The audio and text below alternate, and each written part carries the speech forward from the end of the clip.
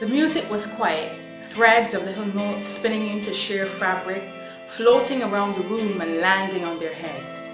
It hushed the conversation, dimmed the chatter, silenced the noise with its eloquence and beauty. It soothed every busy mind and wrapped its softness around every troubled soul. All except one, Saul. He sat in his seat, envy boiling beneath his skin, bubbling over and spilling into a stream that soon became a river, a sweeping force directed at one man. Next to him lay a spear. It was heavy, sharp, the weapon of a king.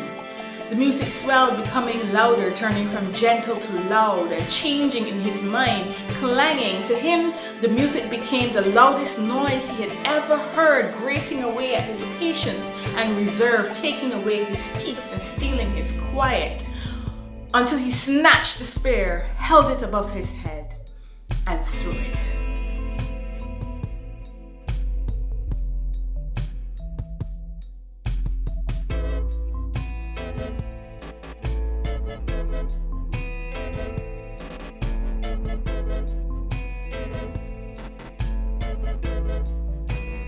After David faced Goliath, he found himself up against Saul, who became pretty much his greatest enemy. Saul directed the full force of his fear and envy at David. He starts with throwing a spear at David. He sends messengers to David's house in a plan to kidnap him in his sleep. He tells Jonathan about his intention to kill David and even takes away David's wife, Michal, and gives her away to someone else. Saul later takes an army of 3,000 men in pursuit of one man, David, after finding out that he was hiding in the wilderness. Despite all this, David remains on cruise control, headed for his life's destination. He takes measures to preserve his life but refuses to seek revenge. He has opportunities to kill Saul and to take the throne that had already been anointed for, but instead he remains surrendered to God's plan and spares Saul's life.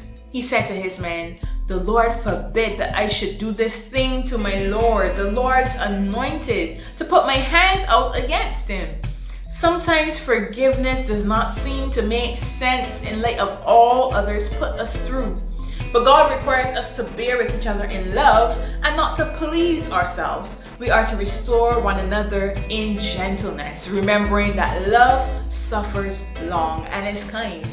Forgiveness can be hard, and it may not be what we really feel like doing. And there are times when we need to take steps to secure our emotional or our physical safety. But whatever we do, we must ensure that we are not diverting into the path directed by our emotions. We have to stay on cruise control, surrender to God's desire for us to share His love and forgiveness with the world.